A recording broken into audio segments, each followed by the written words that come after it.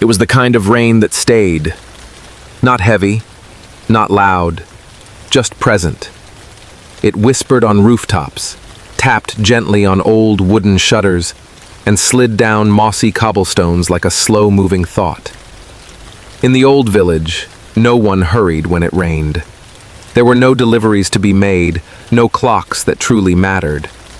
Everything slowed down just as it always had. The village sat quietly between soft green hills, not far from the winding river. The river had no name anymore. People once named it, a long time ago, but no one remembered it now. It simply flowed, patiently, endlessly, just as it did tonight. The sky was painted a dim, endless gray. Clouds hung low, like soft wool, pressing gently against the tops of the hills. No thunder, no lightning, just quiet rain and time. A lantern flickered outside an old cottage.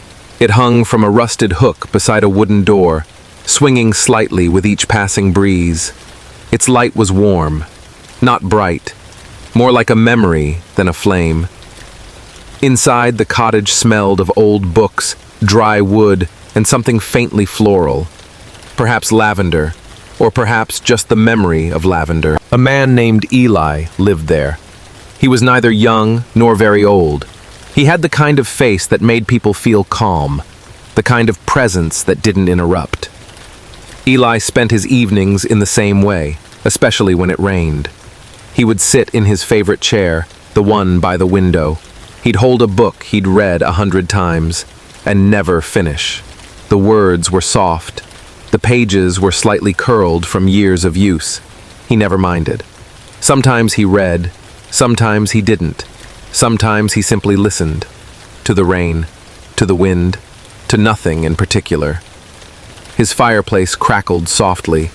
Not much heat, just enough to warm his hands. A small kettle sat on the iron stove behind him. It had been there since morning, half full of water, waiting to be used again. The room was quiet, except for the rain and the occasional pop of a burning log. A clock on the wall ticked gently, not counting down, just ticking for the sake of it. Eli sipped warm tea. He held the cup in both hands and stared into the steam. The tea wasn't remarkable, just herbal, with a hint of mint, or maybe not. It didn't matter. He liked the warmth.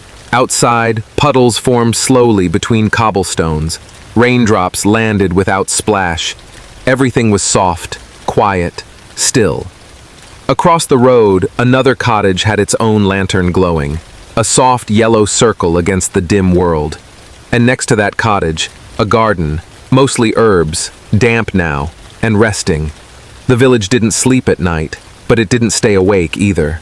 It simply waited. It watched the rain. Somewhere, far off, a cat padded quietly under a wooden bench.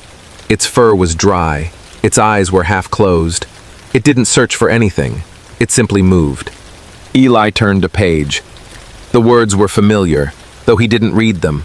He just felt them, like background music to the moment. A breeze passed through the window crack. It smelled of earth, of rain on leaves, of something older than time.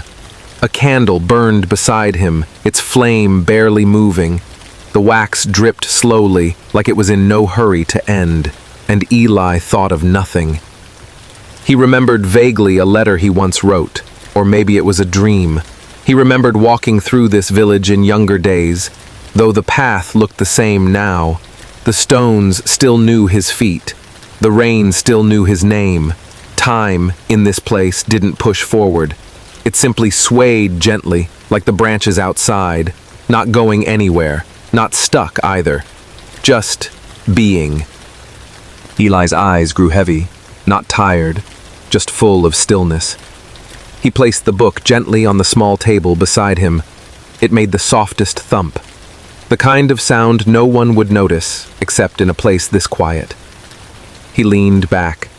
The chair creaked once, then it, too, went still. Outside, the rain fell slightly slower now. The lantern's light pulsed slightly with each gust of wind. A soft knock came from the door. But when Eli opened it, no one was there.